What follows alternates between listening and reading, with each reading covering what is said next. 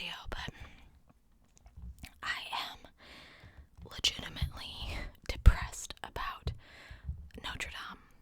If you follow me on Instagram, you saw my post, but I've always wanted to take my mom to Paris. It is one of her dream destinations, and she called me last night, and she was so sad about it, and I felt so depressed because I just can't. I don't think I'll ever be able to take her there. I'll never be able to afford it, and it was always my dream as a kid to be able to do so. And now, how many years is it going to take for them to rebuild? And it just made me so sad. Oh, that was my tummy grumbling. I'm sorry if you can hear it. I did have dinner, I swear. Okay, so tonight we're going to do a little bit different of a video. One of you guys did ask me if I could do some cases sort of similar to this.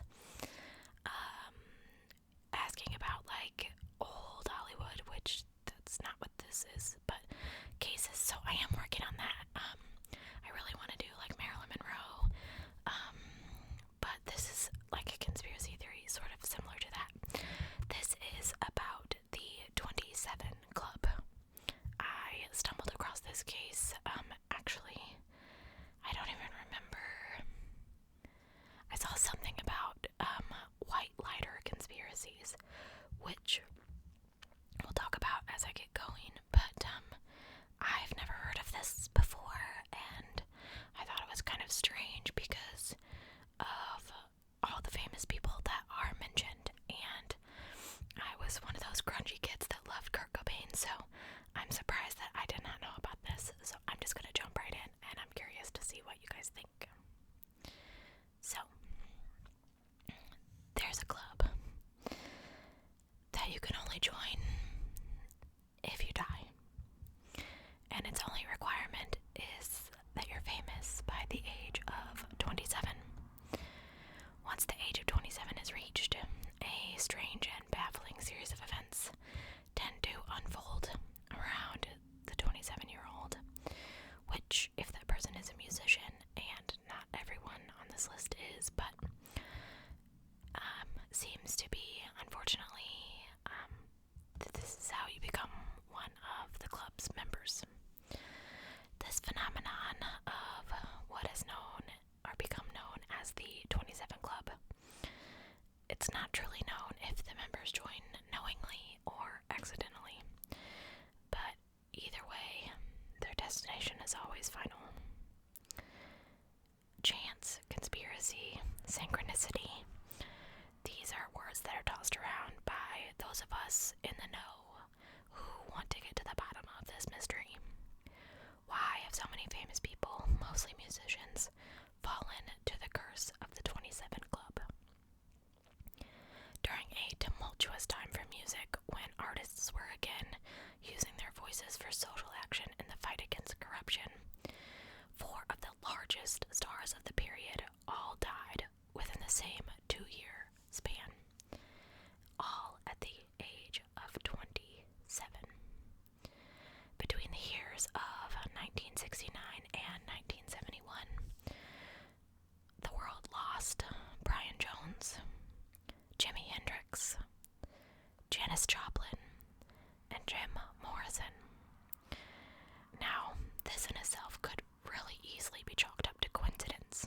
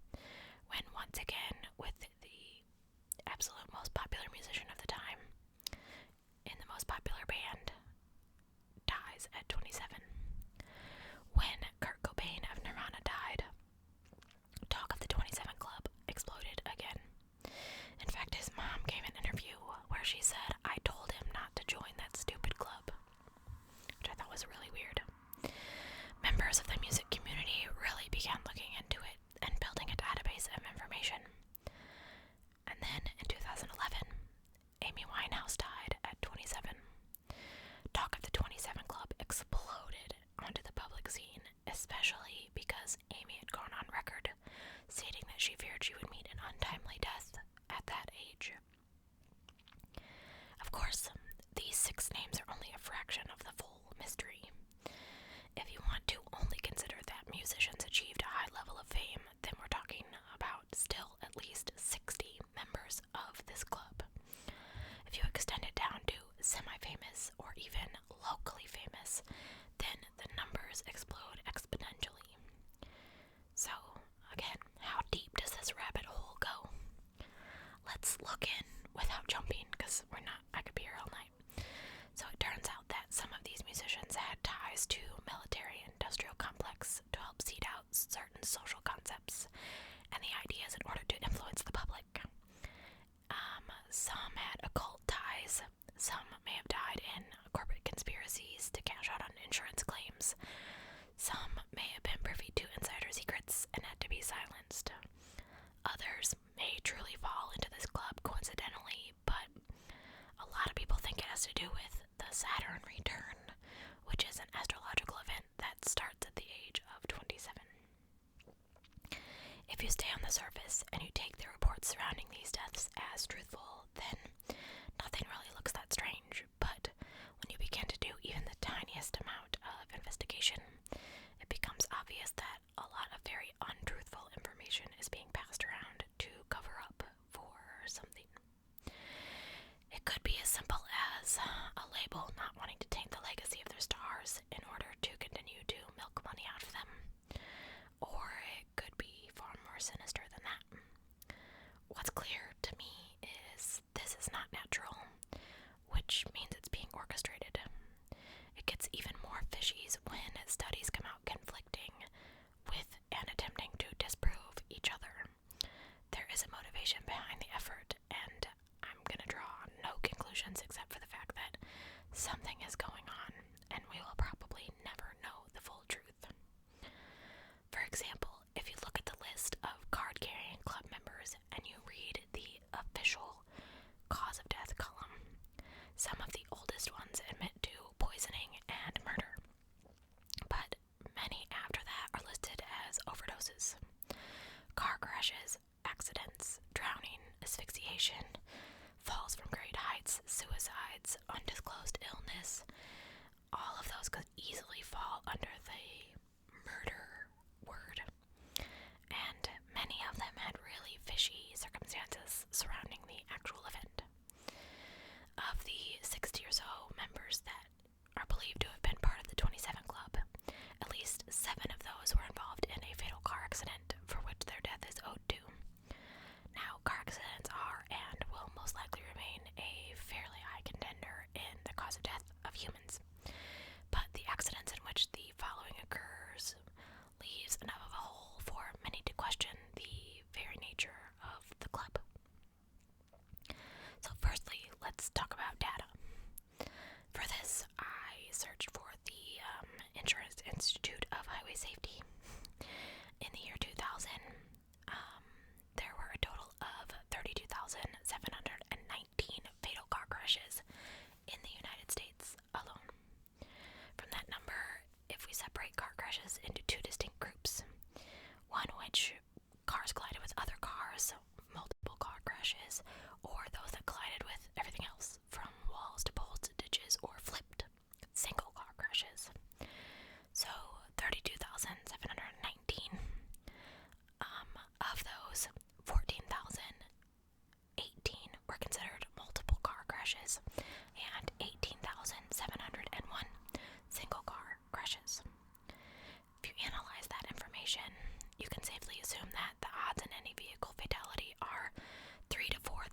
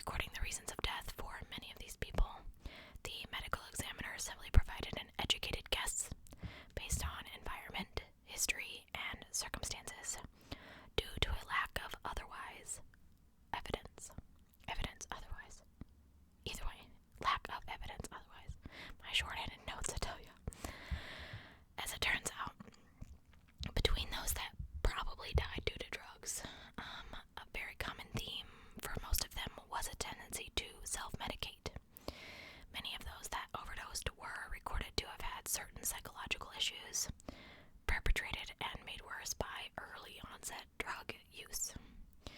Due to the nature of self-medication, detrimental failure nearly always followed, plummeting the user deeper and deeper into holes of despair. Now, we now know that many had disorders, in turn led to heavier drug use, but still their demise was self-evident. But the white elephant of the question still remains regardless of those facts. Why at age 27? Now, the rest of the 27 Club that remain one would assume, died under at least more natural causes. And this is the crew of the mystery behind the 27 Club. The rest of the ones that remain died under circumstances far stranger than the two I just talked about. Again, before I dive deeper, we'll have to consult the numbers, even if it's only just to understand the true reality behind how weird this is.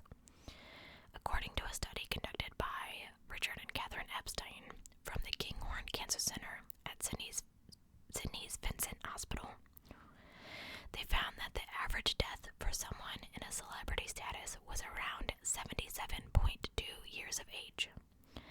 Meanwhile, the average death to that of an average American was 78.5 years. So, while at the rate at which celebrities die is higher, it turns out the way in which they die remains relatively the same. To further expand on this, according to the Center for Disease Control, the CDC, the number one killer of most average Americans is heart disease, at 611,105 deaths yearly, or about 23% of all those who die in general, taking the largest percentage. Acknowledging, as mentioned earlier, that celebrities are likely to die from similar causes to that of the average American, except suicide, where average Americans is around 15th down the list for reasons of death, and for celebrities it's about 13th. And adjusting for the per capita rate, making the reality of the most likely reasons for death in a smaller paradigm than that of the 27 Club, we should see a similar trend appear. But the majority of deaths for those in the 27 Club already proven. The numbers are skewed, and there's a bigger question that's waiting to be asked. Death by murder turns out to be the second most common avenue of death for those in the 27 Club, while still remaining fairly rare to the average celebrity and typical American, somewhere around 17th and 18th for the most common reasons of death. This cancels out any theory implicating that maybe it could be a celebrity status issue. But it takes us further into the realm of different proportions. Even more peculiar to these murders is that there's never been a single implicated suspect except one. And even this one suspect was given a very controversial 5 years in prison for killing someone. Added to the fact that he was kept from making any public appearances. So, the ones left in the club that did not die from any of the aforementioned reasons fall into the topic of obscurity. 2 were said to have jumped off a building. More were said to accidentally drown in public. Some were even referred to as mysterious circumstances. The 27 Club is certainly a gate, and when it's opened, it leaves many, many unanswered questions.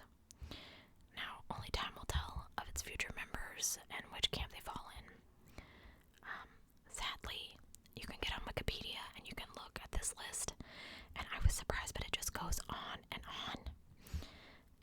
Does this really mean that age 27 is cursed for rock stars or famous people? No, but it's true that famed musicians tend to die earlier than the rest of us. Professor Diana Kennedy of the University of Sydney reported in a 2014 study that the 27 Club theory is nothing but a myth. Rock stars don't die more often than the rest of us at age 27, but they do tend to die younger. Professor Kinney traced musician deaths from 1950 onward and compared them to deaths in a wider United States population, and found that the average male musician dies in his late 50s, while while the average American male dies around age 75. She focused on males as they comprise 90% of the music industry deaths. Chances are that famous musicians have a shorter lifespan because of their access to drugs, hard living, and emotional self-medication that typically comes with the life of an artist. But why is there so much focus on age 27? Likely because the term the 27 Club is catchy and interesting to think about. And because most of these deaths involves drug overdoses or strange circumstances, a certain mystique has emerged around them. Howard Sones, an author of the book on the 27 Club, points out to USA Today that many fans feel such a connection to their favorite musicians that they need an explanation for why they died. It's easier to accept that your idols were predestined to join the club instead of facing the truth that they were simply victims of their own mortality. Now, I talked to you about the white lighter curse or superstition earlier. The white lighter curse or myth is an urban legend based off the 27 Club, in which it is claimed that several musicians and artists died in possession of a white lighter in their pocket, causing white lighters to be attributed to bad luck. This myth was primarily based on the deaths of Jimi Hendrix, Janis Joplin, Jim Morrison, and Kurt Cobain. Now, this has been discredited, noting that Bic did not start producing white lighters until several years after the deaths of these members, to include Hendrix, Joplin, and Morrison, and that disposable lighters were not widely available that were produced by other companies at the time. I do remember as a kid, my friends had white lighters and stuff, so maybe it's not as widely controversial, but I do remember somebody telling me that they were bad luck once. So, what do you guys think about this? I remember the day that Kurt Cobain died. I will have to say that he's not one of the famous people that I have sat down and cried over. I had a lot of trouble with Corey Monteith from Glee. I always thought he was so adorable. Michael Jackson was hard. I'll never forget where I was, just those moments you have where you don't forget. My mom remembers Elvis. My mom got to see Elvis in concert. It's so strange how people you've never met can affect your life. Like you guys, you guys are so important to me, and I don't even know half of your names. I'm not famous by any means, but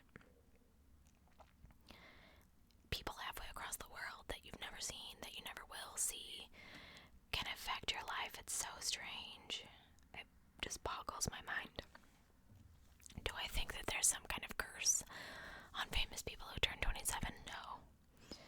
I think that they have access to more things, and they live a harder life, touring, and the stress, and you have all these people coming at you, either trying to be with you or giving you things or trying to earn your affection, and that's how they get into this stuff. Oh, hey, we're at a party, try this, oh, try this, so that, like Janis Joplin died of a heroin overdose. My mom loves Janis Joplin. The song Me and Bobby